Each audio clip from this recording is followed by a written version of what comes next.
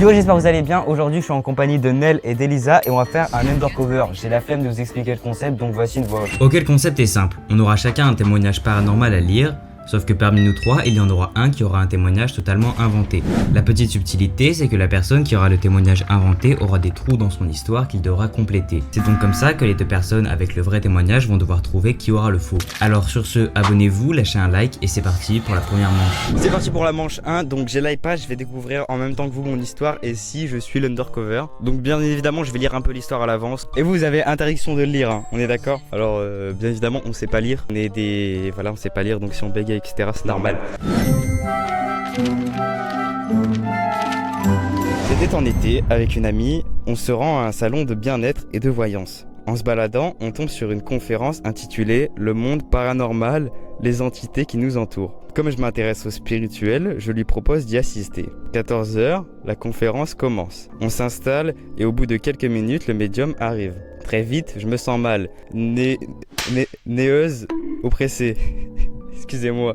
Et surtout, il n'arrête pas de me fixer. Il affirme qu'une entité est présente dans la pièce et qu'il va montrer comment la faire partir. À ce moment-là, j'ai eu un très mauvais pressentiment, mais je n'ose pas partir. 15 h, la conférence se termine. Soulagé, je me lève enfin, mais en continuant la visite, on passe devant un stand. Un homme me fixe intensément, chuchote quelque chose, manipule un objet étrange. Mon ami panique et insiste pour qu'on parte immédiatement. À partir de ce jour, tout bascule. Cauchemar, malchance, malaise constant. Je mets du temps à faire le lien jusqu'à ce qu'on me parle du mauvais œil. Plus tard, je retrouve le médium de la conférence. Il me dit qu'une entité s'est accrochée à moi. Malgré mon malaise, je prends rendez-vous tout en demandant l'aide d'un médium avec qui j'ai eu en confiance. 1 an et demi plus tard, dans un autre salon, je ressens exactement la même sensation. Je dis à mon ami, il est là, et quelques stands plus loin, je tombe sur lui. Encore aujourd'hui, je ne sais pas ce qu'il m'a fait, mais une chose est sûre, l'énergie que je ressens en sa présence est profondément dérangeante.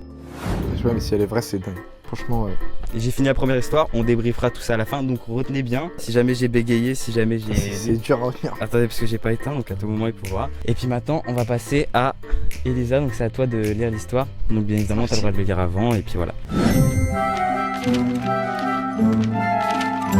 Le médium, histoire fausse.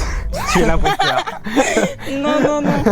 Tout a commencé un soir quand j'étais seule dans le nouvel appartement où ma famille venait de déménager. Ma mère et mon beau-père étaient sortis et mes sœurs n'étaient pas là. J'étais un peu stressée, mais après un film, j'ai décidé d'aller dormir. Je suis allongée, face au mur. Puis je me retourne.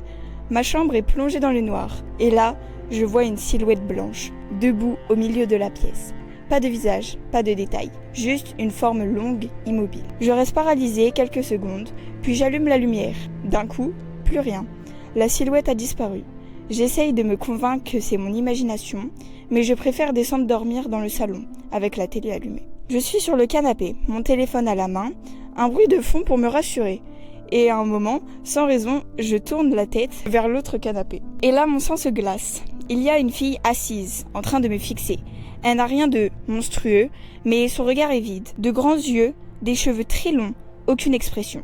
Elle est là, mais comme irréelle, presque lumineuse. Je détourne le regard une seconde, et elle disparaît. Cette nuit-là, je ne dors pas. Je pleure, et évidemment, le lendemain, personne ne me croit. Mais ce n'était que le début. Pendant des années, d'autres phénomènes se produisent. Des cauchemars violents, où une forme noire me terrorise. Je pleure même en dormant. Je fais des rêves étranges avec des créatures mi-humaines, mi-animales et surtout des serpents, encore et encore. Dans ma culture, ça peut être lié au mauvais œil ou à des entités qu'on appelle des djinns. Il y aura une image de ce que c'est au cas où, ou alors elle vient d'inventer. Non. Les périodes reviennent par cycle. Parfois ça s'arrête, puis ça recommence et ça empire. Un jour, j'ai la sensation... Chut. Une autre fois, au réveil, je vois une silhouette noire face à moi. Comme si elle voulait m'attaquer. Une fois encore, j'en vois une allongée à côté de moi. Et un matin, dans un silence total, j'entends quelqu'un murmurer mon prénom. Là, c'est trop. Je décide de faire un rituel pour me protéger, une sorte d'exorcisme, selon mes croyances. En parallèle, je coupe les liens avec certaines personnes autour de moi, celles qui ne m'inspiraient pas confiance. Et petit à petit, tout s'arrête. Aujourd'hui, je vais mieux. Je ne fais plus de cauchemars, je ne vois plus rien. J'ai appris à me protéger et surtout à écouter mon instinct. Parce qu'au fond, je suis convaincue d'une chose. Certaines choses existent, mais il ne faut pas leur donner de pouvoir. Si t'es l'imposteur, franchement, C'est fort. Hein. c'est fort de Juste, ouf. du coup, j'ai un petit doute sur le truc jeans là, peut-être que t'aurais inventé. Mais Je sais pas. c'est farfelu. Pour l'instant, moi, je sais que je suis pas l'imposteur, hein, au cas où. Toi, je pense pas que tu l'es, donc en tout cas, force à toi. Ah, bien. L'imposteur, bah, il est stressé, l'imposteur. Ouais. Faut comprendre. Quel stress. Il faut en prendre du temps. Je suis moins stressé. Mais en fait, là, pour l'instant, je pense vraiment que tu l'es. Mais si tu fais une perf de ouf, je saurais vraiment pas qui c'est. je suis pas. Je suis avec mon copain depuis 6 ans, mais cette histoire remonte au tout début de notre relation. Le moment où j'ai rencontré sa famille. Tout se passait bien. Jusqu'au repas, je suis à table avec eux et en plein milieu, je m'étouffe en avalant de travers. Rien d'anormal en soi. Sauf que je remarque immédiatement que quelque chose de terrifiant. Ses parents et sa sœur me regardent d'une manière étrange. Quand je regarde mon copain, il a l'air paniqué. On n'en reparle pas après. Je me dis juste qu'ils m'ont peut-être jugé. Et je passe à autre chose. Quelques semaines plus tard, je retourne manger chez eux. Et là, ça recommence. Encore une fois, en plein repas, je m'étouffe et encore une fois, leur regard change. Cette fois, c'est plus intense. Sa mère fixe mon copain, sa sœur lâche. C'est vraiment pas drôle. Je ne comprends rien. Je m'excuse mal à l'aise et le reste du repas se passe dans une ambiance pesante. Je n'ose presque pas plus toucher à mon assiette. Au moment de partir, j'attends dans la voiture pendant que mon copain discute avec sa famille. Puis on rentre. Une fois seul, je lui demande enfin pourquoi ils ont réagi comme ça. Puis il me dit « Je ne te l'ai jamais dit, mais mon grand-père est mort étouffé. » Je comprends alors pour eux, je faisais une sorte de blague horrible, alors que je n'étais au courant de rien. Depuis ce jour, on me fait toujours manger à une autre place. Et ça n'est plus jamais arrivé. Mais parfois, je me demande ce qui se passerait si je me rasseyais à cette place.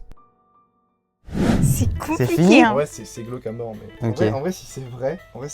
Comment ça, si c'est vrai? Bah, Parce parce que que c'est peut-être vrai. l'histoire. Mais Ah, peut-être que, ouais. je sais pas, peut-être que quelqu'un l'a inventé pour lui donner. Ah ouais, jusque là. Moi, perso, je suis pas très paranormal. Honnêtement, je suis passé. Bah, je vais pas dire que je suis l'imposteur, mais j'ai un peu payé. Elle, y a rien. Et toi, il y a Moi, aucun j'ai- moment où je me suis dit là, il y a eu un trou.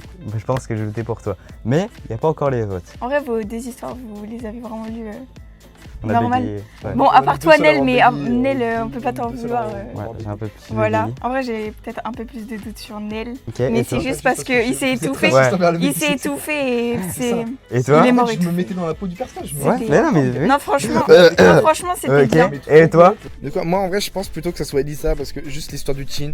En vrai, elle a une histoire plus longue, ça veut dire peut-être qu'il y a plus de trous. Mais non, mais genre, tu vois, genre, vu que c'est plus long, peut-être qu'il a mis des trucs à plus loin alors que nous c'était très court donc je vois pas comment on peut mettre autant de trous. Enfin, je sais pas trop comment expliquer.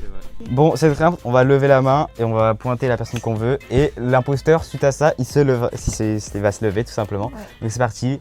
3, 2, 1. Est-ce que l'imposteur il peut se lever? C'est trop dur, frère. Non, en vrai, de vrai, t'as grave Attends, bien. mais il a gagné? Attends, non, t'as voté pour Ah, lui. elle a voté Donc pour il y a 0 point pour l'instant. Ah, Attends, toi tu gagnes un point, t'as trouvé l'imposteur. Tu gagnes un point, donc il y a 1, 0, 0. C'est parti pour la manche 2. C'est moi qui recommence. Et puis, let's go. On commence au printemps. Mes parents sont séparés. Je vis principalement chez ma mère. Un soir, mon père nous annonce à mes frères, ma soeur et moi qu'on va déménager dans une maison plus grande. Quelques mois plus tard, en été, on emménage enfin. Dès que je pose un pied dans cette maison, je ressens un frisson glacial instantané.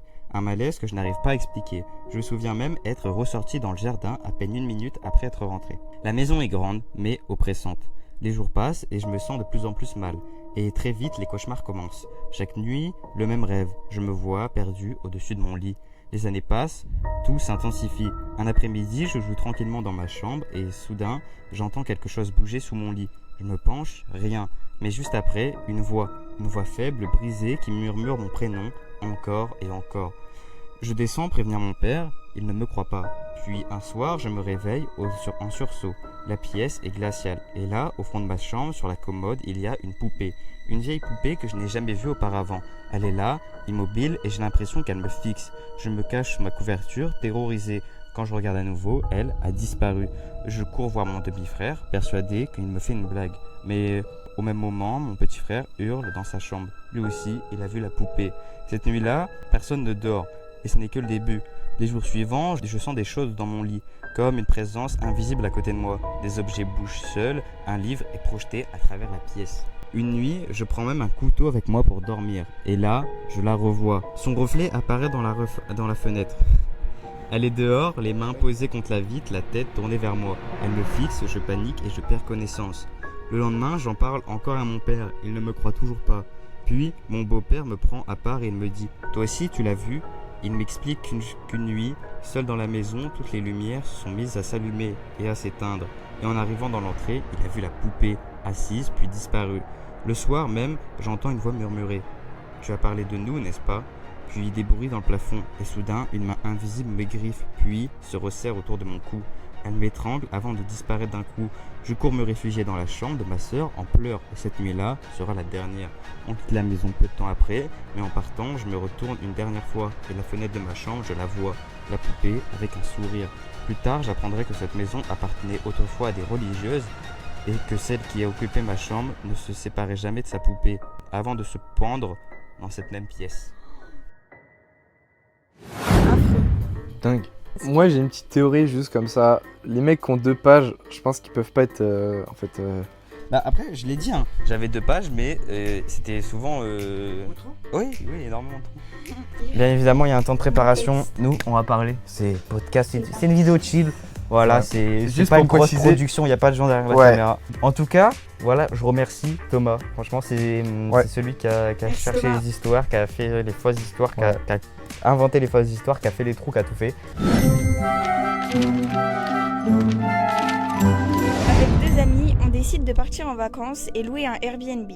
Le logement a un étage, mais le propriétaire nous précise qu'on sera au rez-de-chaussée.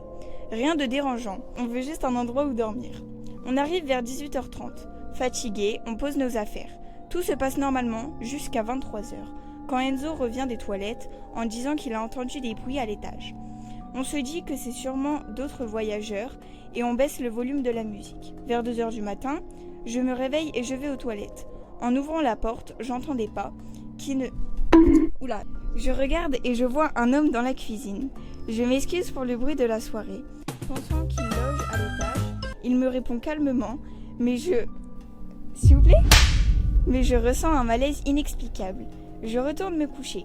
J'entends alors d'énormes bruits qui s'approchent de notre chambre. Puis, plus rien, comme s'il était juste derrière la porte, immobile. Ça dure de longues minutes. Mes amis dorment profondément. Moi, je suis figée. Je finis par écrire au propriétaire pour me plaindre de l'autre voyageur. Aucune réponse. Après environ 20 minutes, les pas s'éloignent. Enfin, je réveille mes amis paniqués. Lise me croit immédiatement. Enzo pense que j'exagère, mais on décide quand même de partir. En quittant le logement, on voit l'homme au-dessus des escaliers. Il ne dit rien. Il nous regarde, puis il disparaît à l'étage. On finit la nuit à l'hôtel. Le lendemain matin, le propriétaire me répond en lisant son message. Mon sang se glace. « Vous allez bien ? J'ai appelé la police. Aucune réservation n'était prévue. Vous auriez dû être seul. » Ça se finit, j'ai pas l'impression que c'est la fin. de ouf. Bah en tout cas, j'avoue qu'il y a des petits endroits, je me dirais peut-être qu'il y a des trous. Au montage, je vais faire un truc, ok. De quoi ? Je vais sortir un bouton s'abonner comme ça, je vais faire avancer l'histoire. Les gars, je crois juste qu'il y a un truc là. Un bouton s'abonner. C'est un bouton s'abonner. Abonnez-vous les gars. Abonnez-vous les gars, ici. Pour les plus gros Quand j'étais enfant, on déménageait tout le temps. On vivait littéralement entre les cartons, jamais déballé. Mon père changeait souvent de travail, donc on changeait souvent de maison. Un jour, il trouve une bonne affaire, une vieille maison pas chère. Le propriétaire nous prévient simplement qu'une personne y est décédée quelques années plus tôt. Mais mon père ignore totalement le détail. On emménage et très vite quelque chose cloche. La maison fait des bruits en permanence comme si les autres personnes vivaient avec nous. Des tiroirs qui s'ouvrent, des portes qui bougent toutes seules et de l'eau qui coule. C'est normal quoi. Puis plus rien. Mais assez pour créer un malaise constant. Un détail qui est étrange, la porte d'entrée ne pouvait pas s'ouvrir de l'extérieur sans clé. Et un jour, on les perd. Mon père devient fou. Il m'accuse, il crie. Puis, soudain, les clés tombent par terre, juste devant nous, comme si quelqu'un les avait lâchées. À partir de là, elles deviennent un jeu. Elles disparaissaient, elles réapparaissaient ailleurs. Un jour, on les retrouve dans un carton fermé, comme si quelqu'un les avait glissés à l'intérieur exprès. Mais les vrais problèmes commencent la nuit. Presque toutes les nuits, vers 2 ou 3 heures du matin, on entend des pas lourds dans le couloir. Un soir, je craque et je crie. « Arrêtez de marcher ! Je vais dormir. » Soudain, des pas qui courent vers ma chambre. Ma porte reçoit 3 coups violents. Mon père se réveille, vient me voir. Moi, je suis terrorisé, incapable de bouger. Quelques jours plus tard, le pire arrive. La copine de mon père dort à la maison. En pleine nuit, elle se fait tirer hors du lit par la cheville. Elle hurle « La chose, lâche prise !» Là, c'est terminé. Mon père m'envoie chez ma tante, puis quitte la maison peu de temps après. Et pendant le déménagement, plusieurs personnes affirment avoir vu un petit chien blanc se promener dans la maison. Aujourd'hui encore, je me demande est-ce que c'était vraiment hanté ou est-ce que quelque chose y est resté. En vrai, c'est fou parce que j'arrive pas depuis le début à savoir où il y a des trous. Dans la tienne, Là, perso, il y a un trou après silence. Tu vois. Non mais Nel, faut pas dire. Si, si c'est vraiment premier degré, c'est tellement drôle. Bon, je te laisse éteindre. On débrief. Moi, toi, Je suis imposteur. lui. Ah, faut pas le dire tout de suite. Non. Alors s'il est vraiment imposteur, c'est super drôle, mais encore une fois, je sais pas moi. Toi, je sais pas. Après, encore une fois, en fait, elle, j'arrive à me focus sur des trucs où je me dis, peut-être là, il y a des trous. Ouais, mais j'avoue toi, que j'arrive vraiment, pas. t'es suspect, ça. Moi, je suis suspect. T'es suspect. Et moi, je partirais plus par Elisa. Bon, on vote. 3, 2, 1. Allez, vite. Ok, l'imposteur peut se lever. J'ai trop bien lu. En vrai. Parce que Récapitulatif des points, j'ai 0, ils ont 1 chacun. La prochaine manche, elle vaut 3 points. Bon, c'est parti pour la troisième manche du coup. Là, vous allez pas savoir qui est l'imposteur. Et puis c'est parti, c'est moi qui commence encore une fois. J'ai le stress que ça fait 2 fois que je suis pas imposteur. Je me dis que là, c'est mon tour. Avec deux amis, on décide de partir en vacances et de louer un Airbnb. Le logement a un étage, mais le propriétaire nous précise qu'on sera au rez-de-chaussée. Rien de dérangeant, on veut juste un endroit où dormir. On arrive vers 18h30, fatigué, on pose nos affaires, tout se passe normalement, jusqu'à 23h, quand Enzo revient des toilettes en disant qu'il a entendu des bruits à l'étage. On se dit que c'est sûrement d'autres voyageurs et on baisse le volume de la musique. On finit par aller dormir. Vers 2h du matin, je me réveille et je vais aux toilettes. En ouvrant la porte, j'entends des pas qui s'arrêtent net. Je regarde et je vois un homme dans la cuisine. Je m'excuse pour le bruit de la soirée, pensant qu'il loge à l'étage. Il me répond calmement, mais je ressens un malaise inexplicable. Je retourne me coucher, impossible de dormir. J'entends alors ses pas qui s'approchent dans notre chambre, puis plus rien, comme s'il était juste derrière la porte, impossible. Ça dure des longues minutes. Mes amis dorment profondément, moi je suis figé. Je finis par écrire au propriétaire pour me plaindre de l'autre voyageur. Aucune réponse. Après environ 20 minutes, les pas s'éloignent enfin. Je réveille mes amis paniqués. Lise, je crois que c'est un prénom, me croit immédiatement. Enzo pense que j'exagère, mais on décide quand même de partir. En quittant le logement, on voit l'homme en haut des escaliers. Il sourit et il nous regarde, puis disparaît à l'étage. On finit la nuit à l'hôtel. Le lendemain matin, le propriétaire me répond en lisant son message, mon sang se glace. Vous allez bien? J'ai appelé la police, aucune réservation n'était prévue, vous auriez dû être seul. Lise, je l'avais eu dans mon histoire d'avant et j'étais imposteur. C'est bizarre. Trop fort. J'aurais inventé un autre prénom. Le miroir maudit. Je suis électricien et j'ai eu un chantier de rénovation chez un couple. La maison appartenait aux parents de la femme du propriétaire. Mais le problème, c'est que ses deux parents y étaient décédés. Quand mon patron m'a annoncé ça, j'ai commencé à ressentir un léger stress sans que ce soit non plus quelque chose d'insurmontable. En arrivant sur le chantier, j'ai été frappée par la taille du lieu, environ 2000 mètres carrés. Dès que je suis entrée dans la maison, j'ai ressenti une sorte d'oppression au niveau de la poitrine. Une odeur très forte, proche de celle de l'urine, rendait l'atmosphère encore plus pesante. Je fais comme si de rien n'était et j'avance vers la pièce où je devais travailler. Sur le chemin, je passe devant une autre pièce. À l'intérieur, il y avait 2 vieux meubles entièrement recouverts de bâches, ce qui est assez courant en rénovation. Mais à ce moment-là, j'ai eu un étrange sentiment, celui d'être observée. Au fond de la pièce, dans l'obscurité, j'ai cru distinguer une silhouette immobile. Je me dépêche de poser ma caisse à outils et je retourne voir mon patron, qui discutait avec les clients. Je demande au propriétaire si nous étions seuls à travailler dans la maison. Il m'a répondu que oui. J'ai attendu un moment pour me retrouver seule avec mon patron et lui en parler. Mais évidemment, il ne m'a pas pris au sérieux. Une fois le travail commencé, j'ai dû retourner dans cette fameuse pièce. En m'y dirigeant, j'avais toujours ce même sentiment oppressant, mais cette fois la porte était fermée. En l'ouvrant, j'ai vu à nouveau cette silhouette, mais dans le reflet d'un miroir qui n'était pourtant pas là auparavant. Le miroir me reflétait moi, mais la silhouette, elle, semblait se trouver derrière moi. Je suis entrée en chantonnant comme si de rien n'était. J'ai allumé la lumière, bloqué la porte pour éviter qu'elle ne se referme derrière moi. J'ai installé les prises le plus vite possible, puis je suis sortie presque en trottinant. Je suis allée voir mon patron et depuis ce jour-là, je ne suis plus jamais retournée dans cette maison. Et je ne compte pas y retourner. C'est fini? Point final, je vais pas. C'est dingue. Il y aura du débrief, mais là j'en Franchement, ai des choses à dire. Tellement Moi aussi. long. J'en ai des choses à dire. Une amie a vécu chez moi pendant 1 mois et demi avec son fils de 18 ans. Le temps que leur nouvel appartement soit prêt. Elle vient d'une longue lignée de sorcières de montagne, même si elle ne veut pas du tout développer ce côté-là. En revanche, elle utilisait souvent des cartes de tarot, presque machinalement, comme un tic apaisant. Au bout de quelques semaines, des choses étranges ont commencé à se produire chez moi. Bruit inexpliqué, impression de voir des formes de coins d'œil, portes qui s'ouvrent toutes seules. Je lui ai demandé de ralentir avec les cartes. Elle a essayé mais sans vraiment s'arrêter. Un soir, alors que nous regardions la télé, j'ai cru voir son fils entrer dans la pièce, mais en regardant mieux, il n'y avait personne. Et surtout, ce que j'avais vu, excusez-moi, parce qu'il y a un trou là. Et surtout, ce que j'avais vu... Et surtout, ce que j'avais vu ne lui ressemblait pas du tout.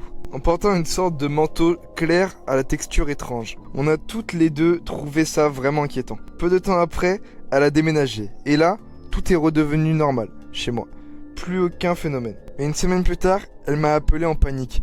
Elle s'était réveillée en pleine nuit et avait vu un homme debout au-dessus de son lit, en train de la regarder dormir. Dès qu'elle allumait la lumière, il a disparu. Je lui ai demandé « Il était roux ?» Elle m'a répondu qu'elle n'avait pas vu son visage, mais qu'il portait un vieux pyjama jaune avec un col. Je lui ai dit qu'il l'avait suivi jusque chez elle. Elle a rangé ses cartes de tarot après ça, et depuis, plus rien. Non, bah écoutez, Ouais. on fait le débrief, donc c'est toujours moi qui commence. C'est la fin. Toi, c'était un peu suspect des fois. Il y a des Non, je moments. suis pas trop vraiment, toi, vraiment, super. Bah super, suspect, d'accord. Mais toi, il t'était différent des autres manches. T'as déjà été imposteur, mais déjà tarot, bah forcément c'est le film qu'on a regardé. Mais t'essayes tout le temps de gratter du temps dès qu'il y avait un truc. Moi, je dis, après, tu dis, Nel, il est différent, mais Ouais. en vrai, pas trop. Non, Il un se peu distrait facilement. Ouais, tout dans ça. la game, elle me dit ouais, il est super différent et Non, tout. c'est vrai. Et là, Non, elle j'ai dit- dit, tu gagnes du temps, par contre. Ouais, ouais. Tu fais Je vraiment. gagne du temps. Ouais, tu gagnes du temps. Par contre, toi, mais c'est pour vraiment vous bizarre. pisser dans le Pourquoi cerveau, les gars. Déjà, Lise. Bah, Je l'avais après, bon. dans l'histoire. En fait, c'est juste elle, et puis le fait que, je sais pas, t'as pris du temps un peu pour. Moi je pense que déjà comme la théorie de celle qui a deux pages déjà il peut pas être imposteur. Celui qui a et ça se joue sur les deux mecs qui ont une page. Donc Elisa elle est safe. C'est entre nous deux. C'est entre nous deux. Je vous le dis, je l'ai pas inventé, c'est Justement. vraiment dans l'histoire. Il me fait baiser pour un prénom, j'ai trop le seum. On peut passer au vote. Allez. Moi c'est ma petite idée, mais je vais me faire Oh baiser. waouh. Eh je casse le matin les gars, j'en ai marre. De me Allez, faire lève baiser. le J'ai trop bras. le seum. On lève le bras. Allez. 3, 2, 1. Est-ce que l'imposteur peut se lever? Je suis pas imposteur. J'ai peur. Je suis pas imposteur. Je suis pas imposteur. Arrête. Je suis pas imposteur. Mais pourquoi tu mens? Vas-y, lève-toi. Arrête. Mais je suis pas imposteur. Lève-toi, frère. Je suis pas imposteur. Est-ce qu'on peut regarder son texte, s'il vous plaît? Allez. Non, je rigole. Voilà, j'ai gagné, j'ai gagné. Lise, c'était même pas mon trou. C'était pas mon trou. Non, franchement, t'as géré. Mon trou c'était il a géré. mon trou c'était il souriait et nous regardait. Et Et du coup on fait les récapitulatifs des points, vous avez tous les deux donc 2. Donc vous avez tous les deux 3. Il y a égalité. Est-ce qu'on ferait pas un truc pour vous départager? Pierre feuille ciseaux. 1, Un, 2, deux, 3, trois, pierre feuille feuille, ciseaux. J'ai gagné. Au nom, j'ai gagné. Au nom, j'ai gagné. Félicitations, à vous se lever. Je vais lui donner le cadeau. Va falloir être prêt, attention. Fermez les yeux, regarde pas, on va montrer à la caméra.